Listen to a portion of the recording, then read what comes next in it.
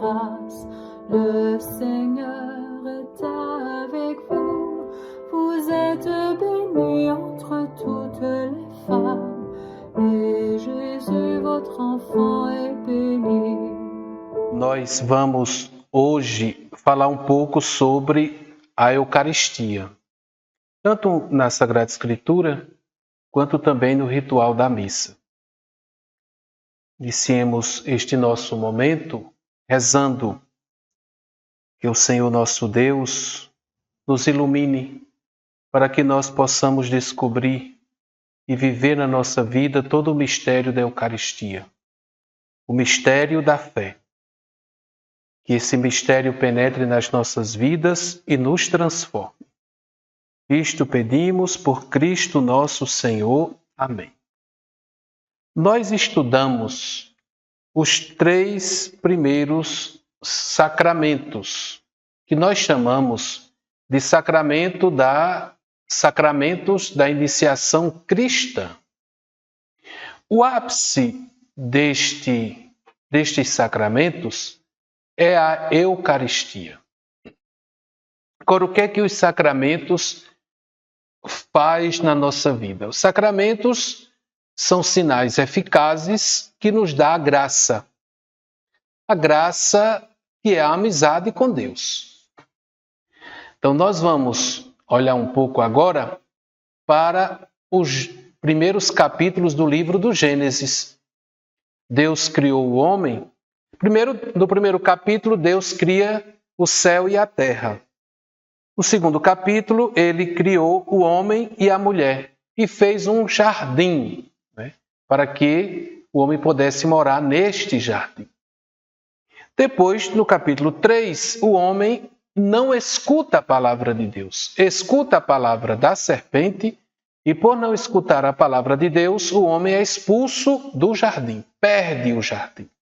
Porque o que é o jardim? O jardim é a comunhão com Deus, é a intimidade com Deus. Jardim aqui não é um lugar geográfico, mas é uma atitude existencial. O homem que vive na intimidade divina. Então não é Deus que expulsa o homem do jardim. É o homem que não escuta a palavra de Deus. Então, se eu não escuto a palavra de uma pessoa, eu não quero saber da palavra desta pessoa, eu quebro a amizade que eu tenho para com esta pessoa. Então, é uma consequência lógica. O jardim é o lugar da amizade, lugar entre aspas. Se eu não escuto a palavra, perdo esta amizade. Então a Bíblia vai dizer que o homem foi expulso do jardim. Agora, todo o restante da Bíblia é Deus convidando o homem para voltar para o jardim. Lentamente. Do jardim, no meio do jardim, existe uma árvore chamada Árvore da Vida. Quem comesse desta árvore da vida tinha a vida eterna. Então, o convite de Deus é para que o homem volte a comer, volte para o jardim e coma desta árvore da vida. Quem é esta árvore da vida? Esta árvore da vida é a palavra de Deus. É o próprio Filho de Deus. Esta palavra de Deus é uma pessoa, a segunda pessoa da Santíssima Trindade. Então, 18 séculos depois de Abraão, surge Maria, e depois de Maria, Maria nos dá a palavra que é Jesus. Então, nós temos a árvore da vida. E é por isso que em João, no capítulo 6, Jesus vai dizer: quem come, eu sou o pão da vida.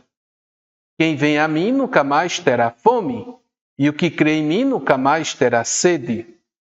Eu sou o pão vivo descido do céu, versículo 51 do capítulo 6. Quem comer deste pão viverá para sempre. Está vendo? Quem comesse da árvore da vida viveria para sempre. Quem comer do pão que Jesus dá, vive para sempre.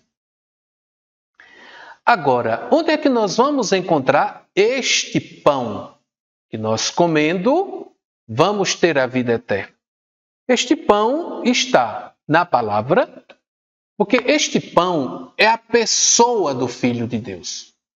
Este Filho de Deus se revelou através da sua palavra, então a meditação da palavra de Deus, e é isto que nós estamos vivenciando agora no mês de setembro, mas não deve ficar somente no mês de setembro.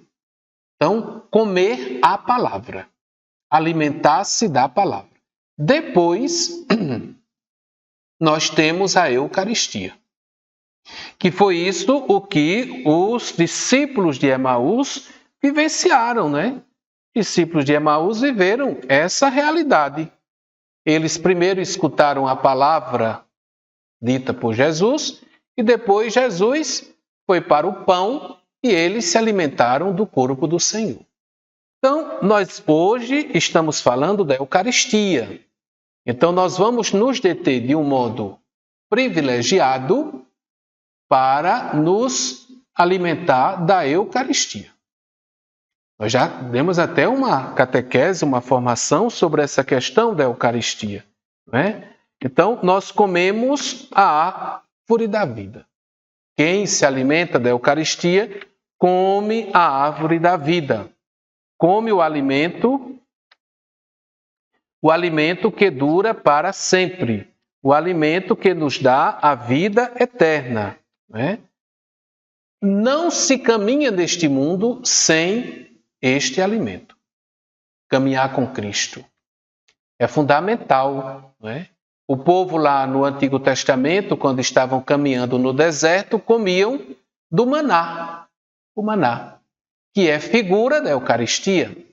Também Elias, quando fez a sua caminhada até o Monte Horebe, o anjo foi e deu para Elias um pouco de pão cozido e um cantil de águas. Ele comeu, bebeu e depois tornou a deitar-se. Mas o anjo do Senhor veio pela segunda vez, tocou e disse: levanta-te e come, pois do contrário o caminho te será longo demais. Levantou-se, comeu e bebeu. E depois, sustentado por aquela comida, caminhou 40 dias e 40 noites até a montanha de Deus, o Horebe. Aquela comida. Aqui também nós temos uma prefiguração. Eu não estou dizendo que no Antigo Testamento nós já temos a Eucaristia. A Eucaristia foi instituída por nosso Senhor Jesus Cristo no Novo Testamento. Mas no Antigo Testamento nós temos prefigurações. Qual é a comida que vai me sustentar para eu caminhar 40 dias e 40 noites até chegar na montanha de Deus? O que significa 40 dias? Significa a nossa existência, a nossa caminhada. O que é a montanha de Deus? É a nossa entrada na parousia, no céu, como nós costumamos dizer. Então, qual é a comida que vai me sustentar até eu chegar a este céu? A Eucaristia. Está vendo aqui? Então, a gente encontra aqui a fundamentação bíblica para a nossa vivência eucarística, para vivermos a Eucaristia. Depois a gente encontra muitos outros textos na Bíblia que vai tratar sobre a Eucaristia, mas é importante que a gente entenda o fundamento, o porquê. Por que devemos participar da Eucaristia? Porque a Eucaristia é a árvore da vida. Comendo desta árvore, eu vou ter vida, a vida eterna. Aquilo que os nossos primeiros pais não fizeram quando estavam no jardim. Então agora é dado para nós, não é? E é por isso que nós precisamos. Agora, é uma coisa muito importante, e a história dos discípulos de Emaús deixa muito claro para nós, é que não basta somente a Eucaristia sem a palavra. É preciso antes comer a palavra, meditar na palavra, para depois participarmos da Eucaristia. As duas coisas estão unidas. É por isso que, no rito da Santa Missa, nós temos dois momentos importantes. Nós temos o rito da palavra, que é feito do ambão, e nós temos o rito da Eucaristia. São dois grandes momentos. Não são duas partes, é uma coisa só. Nós, no primeiro momento, nos alimentamos da palavra. Um texto do Antigo Testamento, um texto do Novo Testamento, o Evangelho, o Salmo responsorial.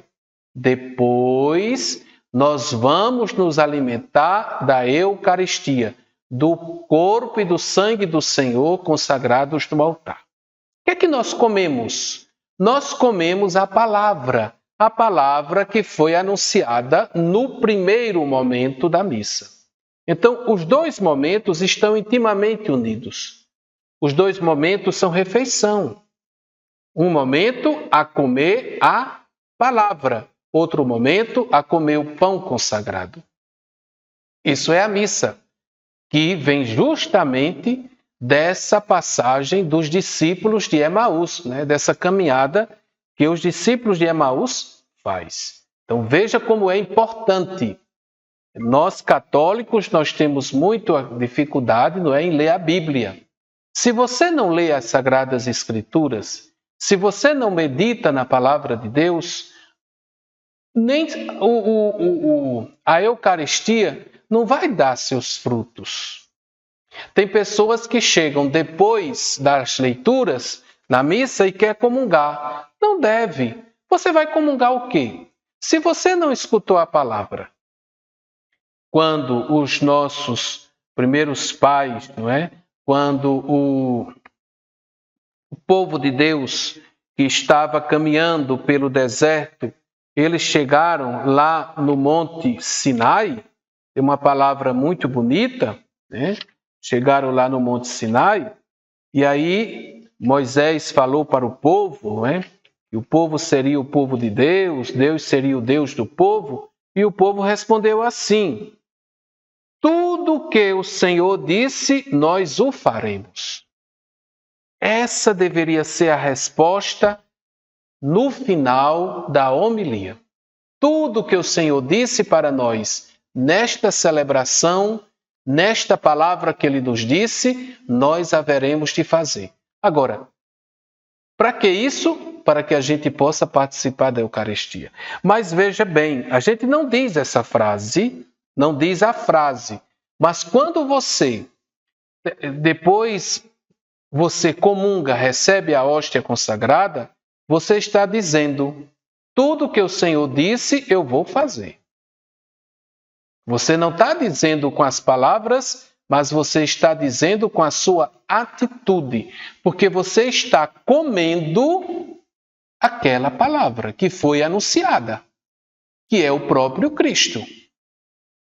Então, a gente vê aí a grande unidade.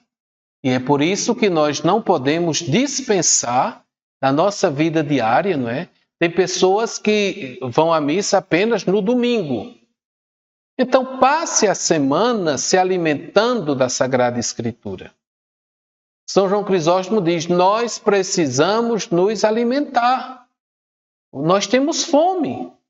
Então, durante a semana, eu vou meditar nas Sagradas Escrituras. Eu vou meditar nos Salmos, eu vou meditar nos Evangelhos, eu vou meditar nas cartas paulinas, eu vou meditar nas historinhas do livro do Gênesis, eu vou meditar essa palavra de Deus. Porque quando eu for para a missa, eu vou comungar desta palavra. Então, não se pode, a gente não consegue muitos frutos na nossa vida eucarística, porque muitas vezes nós não damos o valor suficiente à leitura, à meditação da palavra de Deus. Pois bem, depois agora a gente entra no rito da missa. O rito é o quê? É uma estrutura, há uma organização. Por exemplo, nós temos os ritos iniciais. Nós começamos a missa dizendo em nome do Pai, do Filho e do Espírito Santo. Começamos a missa em nome do mistério da Santíssima Trindade. Aliás, tudo na nossa vida deve começar em nome da Trindade. Então a gente começa invocando o mistério da Santíssima Trindade. E aí há uma saudação. A graça de nosso Senhor Jesus Cristo, o amor do Pai e a comunhão do Espírito Santo estejam convosco. É uma saudação que a gente faz tirada da Sagrada Escritura, né? E a gente responde, não é? Bendito seja Deus que nos reuniu no amor de Cristo. Então, a missa é o povo reunido em nome do Pai, do Filho e do Espírito Santo. São Cipriano. A missa é o povo reunido, povo que se reúne em nome da Santíssima Trindade, para celebrar os mistérios da fé. Depois desta saudação, nós fazemos o ato penitencial. Segue-se o ato penitencial, que não tem uma absolvição sacramental, não. Mas como comunidade, como povo de Deus, a gente começa a missa batendo no peito e dizendo: somos pecadores, necessitados da misericórdia de Deus. Deus nos reuniu, né? Todos nós estamos ali porque foi Deus que nos trouxe. Deus nos reuniu. Os que estão ali foi que os que responderam sim ao convite de Deus. Deus chama a todos, mas nem todos vão, né? Mas Deus nos reúne. E nos reunindo, nós batemos no peito e pedimos ao Senhor que Ele tenha misericórdia de nós. Confessamos os nossos pecados. Veja, toda a Assembleia é chamada a confessar os seus pecados, mesmo que confesso a Deus Todo-Poderoso. Não é confessamos a Deus Todo-Poderoso, é confesso individualmente. Cada um vai bater no seu peito e vai dizer: eu pequei e necessito da infinita misericórdia de Deus. Quando a missa é no domingo, nós temos o canto do Glória. Este canto do Glória não é um canto do Glória à Santíssima Trindade, é um canto do Glória ao Cordeiro de Deus. Aquilo que nós vamos celebrar. Pronto. Depois do canto do Glória, aí vem a oração que nós chamamos de oração coleta ou de oração do dia. E estas orações são belíssimas, minha gente. Precisamos meditar mais nestas orações da missa. É uma oração feita pelo presidente da celebração, pelo padre. Mas em casa, você tem a liturgia diária. Em casa, retome esta oração. Por exemplo, a do domingo, do 21º domingo, diz assim: ó Deus, que unis os corações dos vossos fiéis num só desejo. Dai ao vosso povo amar o que ordenais e esperar o que prometeis, para que na instabilidade deste mundo fixemos os nossos corações onde se encontram as verdadeiras alegrias. Na nossa oração do domingo, do 17º domingo, nós temos assim: ó Deus, veja como é profunda. Ó Deus, sois o amparo dos que em vós esperam. Um ato de fé. E sem vosso auxílio, ninguém é forte, ninguém é santo. Redobrai de amor para conosco, para que, conduzidos por vós, usemos de tal modo os bens que passam, que possamos abraçar os que não passam. Por nosso Senhor Jesus Cristo, vosso Filho, na unidade do Espírito Santo. Amém. Usemos de tal modo os bens que passam, que possamos abraçar os bens que não passam. E assim, muitos domingos. Cada domingo tem a sua oração do dia. E são orações muito ricas, que a gente deve aproveitar, que a gente deve rezar durante a semana. Tome essa oração para você. Faça dessa oração a sua oração. No domingo, no 22º domingo, que foi domingo, Deus do universo, fonte de todo bem, derramai em nossos corações o vosso amor e estreitai os laços que nos unem convosco, para alimentar em nós o que é bom e guardar com solicitude o que nos destes. Então, é o que a gente chama essa oração de oração coleta, porque antes é pedido um pouco de silêncio para cada um colocar suas intenções, suas orações. Então, o padre como que junta todas as orações nesta oração. E, mais uma vez, eu digo para vocês, aproveitem a riqueza desta oração coleta. É a oração. Depois desta oração, aí vem a liturgia da palavra. Sentamos, agora vamos escutar a palavra de Deus. É um momento de muita atenção. Nós ainda não valorizamos o suficiente este momento da missa. Quem é você? Quem sou eu para Deus dirigir uma palavra? Nós somos ouvintes da palavra. Então, nesse momento, a gente deveria estar toda a nossa atenção voltado para o ambão, para escutar. E depois, um outro ponto importante, quem vai proclamar esta palavra deve proclamar. É muito triste quando a pessoa que vai ler a palavra fica gaguejando ou lê para si. Uma coisa é você ler para você, outra coisa é você ler para as pessoas. É proclamar a palavra de Deus. A palavra de Deus não é para ser lida.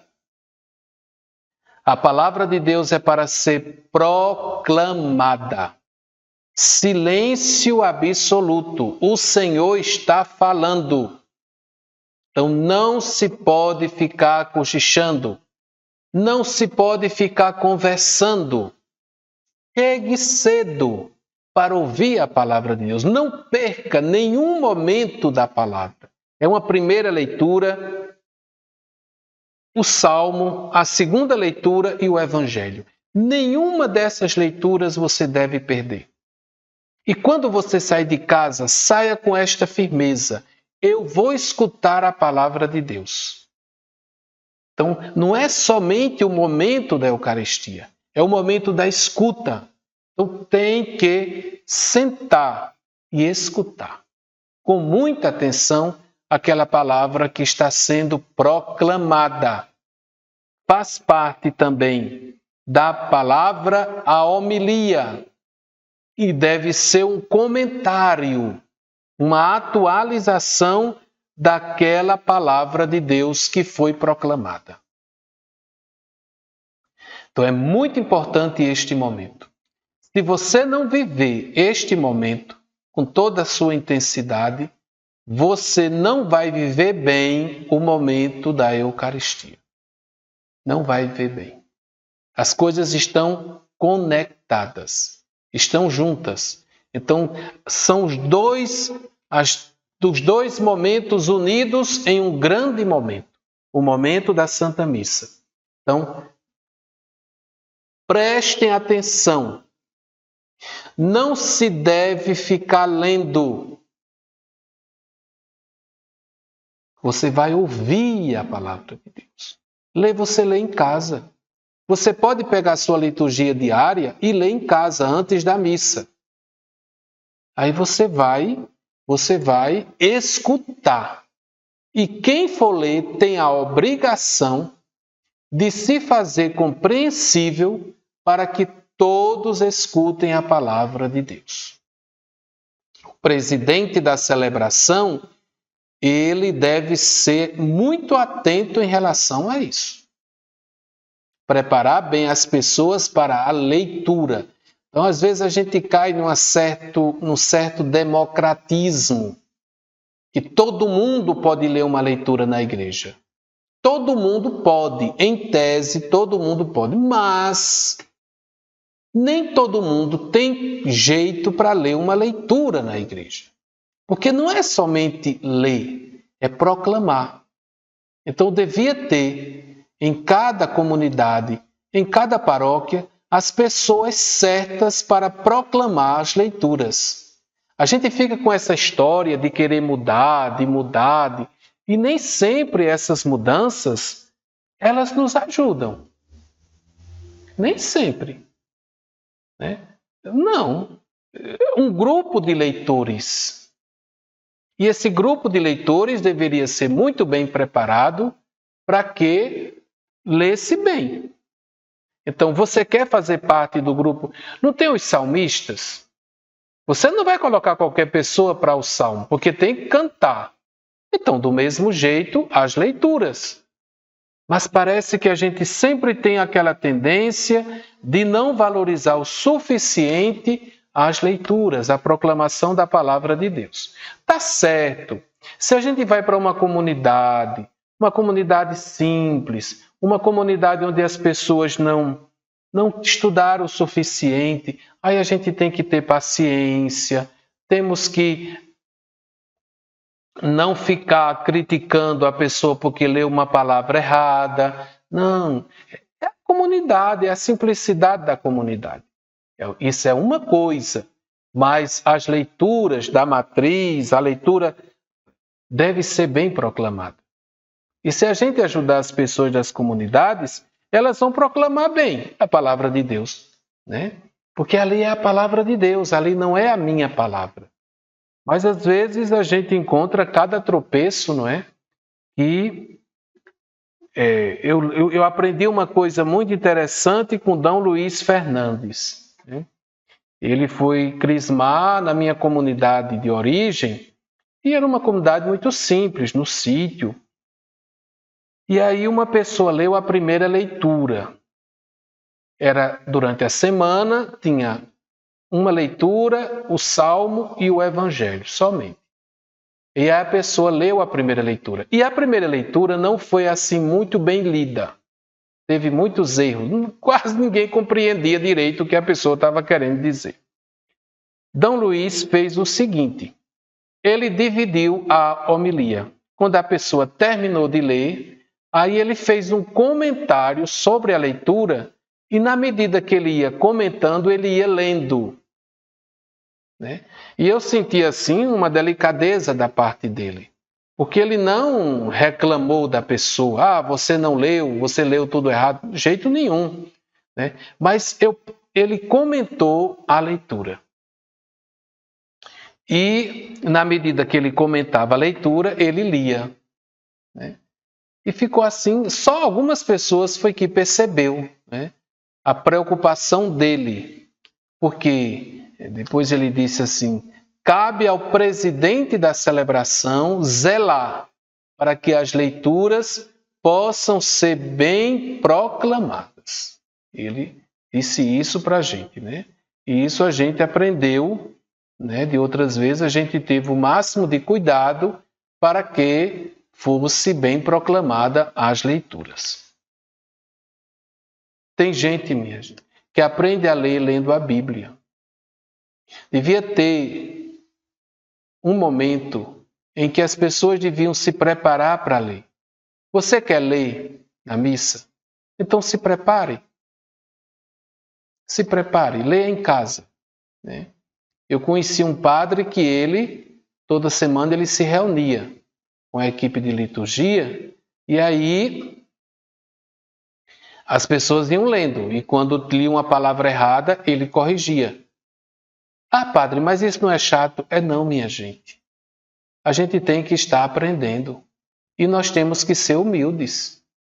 Se você não é humilde, não dá para assumir nada na igreja. Porque você tem que aprender. Então ele ia, não é? E a pessoa ia lendo até ler bem aquela leitura. As pessoas já sabiam, ninguém ficava com raiva, ninguém ficava zangado de jeito nenhum. Já sabia que ia ler para ele ouvir e que ele ia fazer as correções necessárias, ponto, vírgula, todas estas coisas. Porque é muito importante a proclamação da palavra de Deus. Não é qualquer palavra, não. Depois da liturgia da palavra vem o credo, né? O credo, a profissão de fé, e depois a oração universal dos fiéis. Pronto, encerramos a primeira parte. Por que o credo? Porque o credo é a síntese de toda a Sagrada Escritura. Então, quando rezamos o credo, estamos dizendo: eu creio nesta palavra de Deus que foi pronunciada. As preces, não é, que estão fundamentadas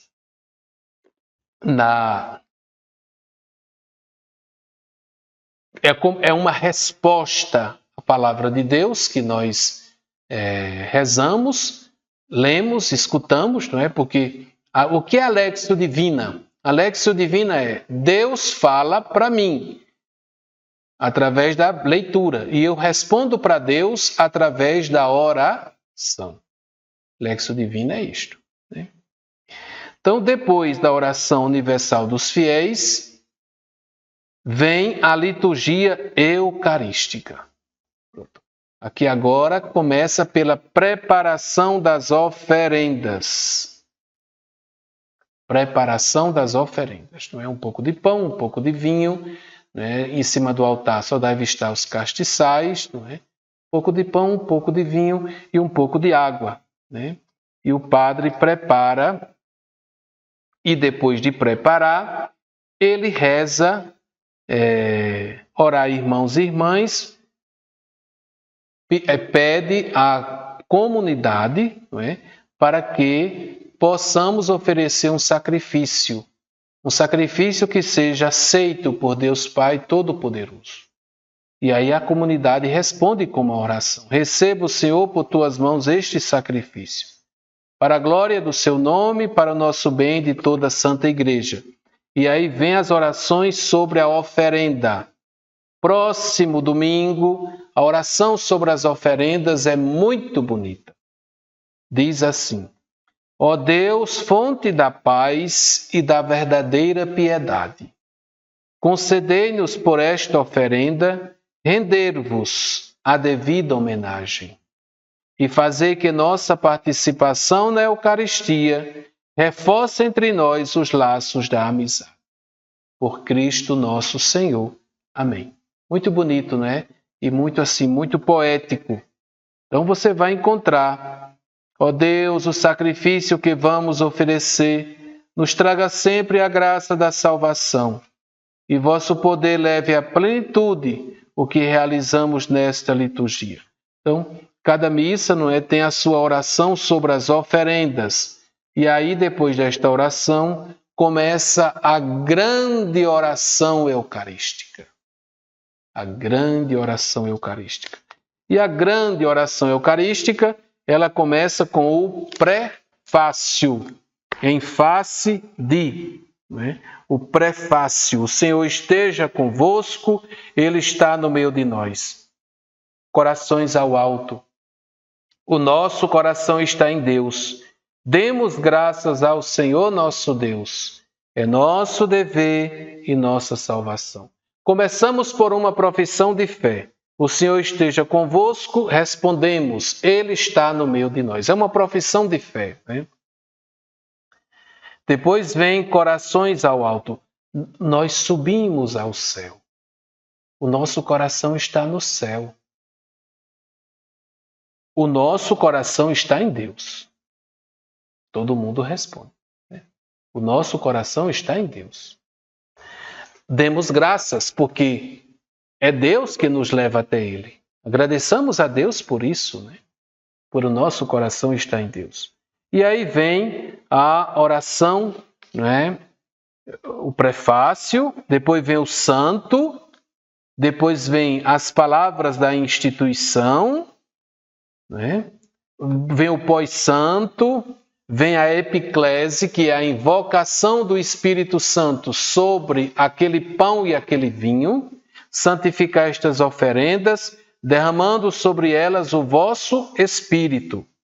Vem as palavras da consagração, da instituição, e aí depois vem o quê? Vem o que nós chamamos de anamnese, a memória. Celebrando, pois, a memória da morte e ressurreição do vosso Filho, aí aqui agora é onde se dá o oferecimento. Então, por isso que o cântico não é cântico das ofertas, é cântico de apresentação das oferendas. Porque agora nós oferecemos. Nós vos oferecemos, ó Pai, o pão da vida e o cálice da salvação, e vos agradecemos. Então aqui tem dois verbos importantes. Oferecemos e agradecemos. Depois tem a epiclese, uma invocação do Espírito Santo sobre a Assembleia. E nós vos suplicamos que, participando do corpo e sangue de Cristo, sejamos reunidos pelo Espírito Santo num só corpo. Depois a gente reza, vem as intercessões. A intercessão pela igreja, né? Pela igreja, pelo Papa. Né? Depois vem a intercessão pelos nossos irmãos que já morreram. Lembrai-vos também dos nossos irmãos e irmãs que morreram. A igreja sempre rezou pelos mortos na hora da celebração da Eucaristia. Desde o século IV nós temos testemunhos desta oração, né? Depois nós temos a oração por todos nós. Enfim, nós vos pedimos, tende piedade de todos nós. E encerramos a oração eucarística por Cristo, com Cristo, em Cristo. Tudo o que nós fazemos é por Cristo, tudo o que nós fazemos é em Cristo, é com Cristo e tudo o que nós fazemos é em Cristo. Pronto. Agora vem o outro momento dentro da oração eucarística, que é o rito da comunhão. No rito da comunhão, a gente reza o Pai Nosso, o abraço da paz, depois tem o Cordeiro de Deus e depois tem a Sagrada Comunhão, né? Onde nós recebemos o corpo e o sangue do Senhor. Depois disso, nós temos os ritos finais. Pronto. Aqui está a celebração da Santa Missa. Nós vimos que as orações eucarísticas, não é? Nós também devemos meditar nestas orações.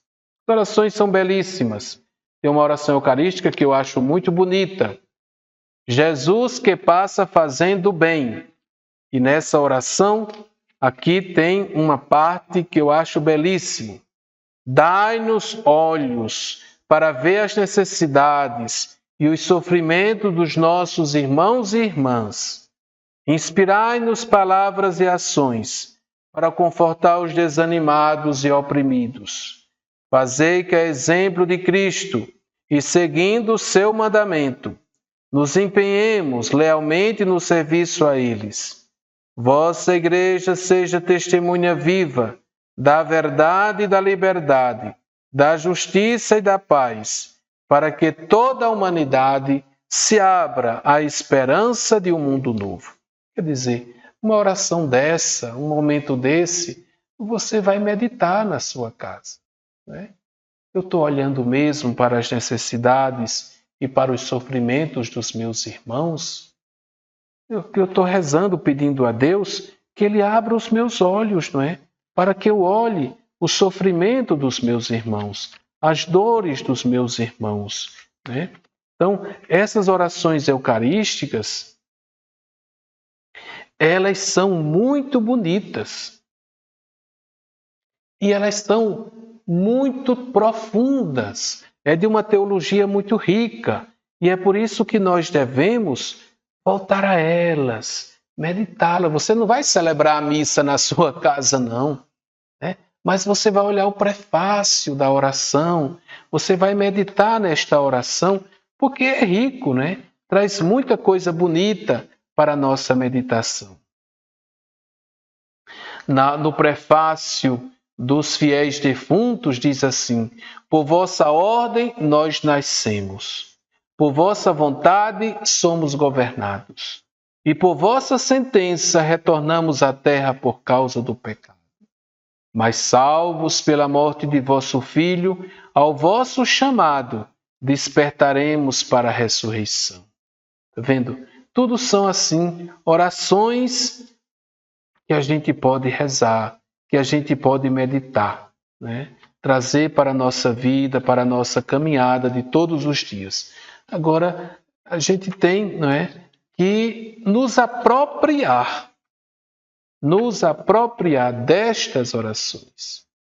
Nos apropriar destas orações para o nosso crescimento espiritual, né? A liturgia é a fonte da nossa vida cristã. E a vida litúrgica ela é muito importante.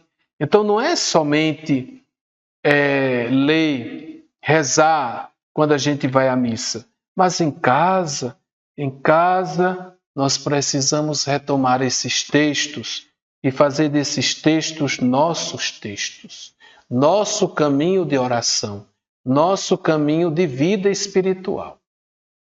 A missa é para isso, não é? A missa é para nos elevar até Deus, até na comunhão com Deus. Olhe, aqui na oração eucarística de número 3, na verdade vós sois santo, ó Deus do universo, e tudo o que criastes proclama o vosso louvor. Toda a criação proclama o louvor de Deus. Você é contemplativo? Você contempla a criação e descobre nela a presença de Deus? Porque por Jesus Cristo, vosso Filho e Senhor nosso, e pela força do Espírito Santo, dais vida e santidade a todas as coisas, e não cessais de reunir o vosso povo, para que vos ofereça em toda parte, do nascer ao pôr do sol, um sacrifício perfeito. E eu fiquei pensando, né? Dais vida e santidade a todas as coisas. Eu fiquei pensando sobre esta palavra. Porque não está aqui a todo ser humano, mas a todas as coisas. E o que é esta santidade? E um dia desse, eu lendo um autor espiritual, Thomas Merton, eu escutei assim uma reflexão muito interessante. Porque todas as coisas participam da santidade de Deus. Mas o que é ser santo? Ser santo é ser aquilo que você deve ser. Ser santo é isso. É ser aquilo que você deve ser. Veja bem, uma árvore. Uma árvore, ela é uma árvore. Você jamais vai encontrar uma árvore dizendo assim, eu quero ser uma pedra.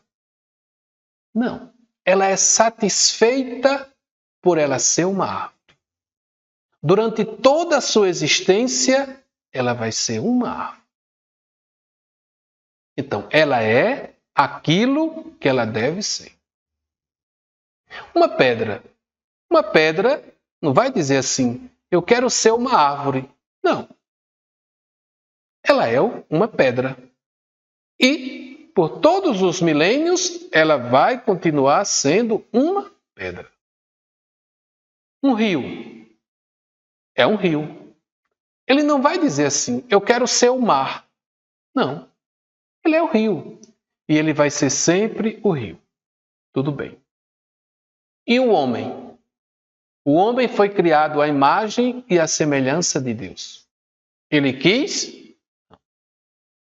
Então, o homem é o único ser da criação que não quer ser aquilo que ele deve ser, a imagem e a semelhança de Deus. Por isso que existe o pecado. O que é o pecado? O pecado é eu não ser aquilo que eu devo ser. E eu sou o quê, Padre? Você é a imagem e a semelhança de Deus. Você foi feito para isso. Está vendo? Como é interessante, né? Então, somente o homem, o ser humano, é que está insatisfeito com aquilo que ele é. A gente já lê em Gênesis, no capítulo 3. Você vai ser como Deus. Pronto. O homem não é feliz como homem. Ele quer ser Deus. Pronto. O homem não é feliz como criatura. Ele quer ser o Criador. O homem não é feliz como aquele que participa da vida de Deus. Ele quer ser o dono da vida. O homem não é feliz por ser humilde. Ele quer ser o orgulhoso, o prepotente. Então, é isso que nos torna pecadores. A santidade é a gente ser aquilo que nós devemos ser. Por isso que dás vida e santidade a todas as coisas. O Espírito Santo. Agora, seja você aquilo que você deve ser, seja a imagem e a semelhança de Deus, pronto. Você realizou a sua vocação. Você não é Deus, você não é pedra, você não é árvore, você não é nada dessas coisas. Você é a imagem e a semelhança de Deus. Então seja isso. Então, ser a imagem e a semelhança de Deus significa dizer: eu sou criatura de Deus, eu dependo de Deus, eu não sou o dono da vida. E por isso que eu devo ser humilde. Eu não devo querer ser igual a Deus. Porque eu não sou Deus. Eu sou a imagem e a semelhança dele. Pronto. Isso me basta. Isto é o suficiente para que eu seja feliz. Para eu realizar a minha vida, realizar a minha vocação. E depois vem, não é? Aquilo que eu sou, o lugar que eu habito, as condições de vida que eu tenho, é o suficiente para eu realizar a minha vocação. Eu posso procurar melhorar as coisas, mas eu não posso viver insatisfeito com aquilo que eu não posso mudar. Porque aquilo que eu não posso mudar é permitido por Deus e é o melhor para mim. Tá vendo? Que a missa, não é? Que a missa nos ensine o caminho da santidade. E que nós saibamos assim nos alimentar, não é? Do corpo e do sangue do Senhor. Que o corpo e o sangue do Senhor nos ensine a sermos semelhantes a Deus. Nos ensine a sermos a imagem e a semelhança de Deus. Louvado seja nosso Senhor Jesus Cristo. Para sempre seja louvado. Sainte Marie, Mère de Dieu, priez pour nous, pauvres pécheurs, maintenant et à l'heure de notre mort. Amen, Amen, Alléluia. Amen, Amen.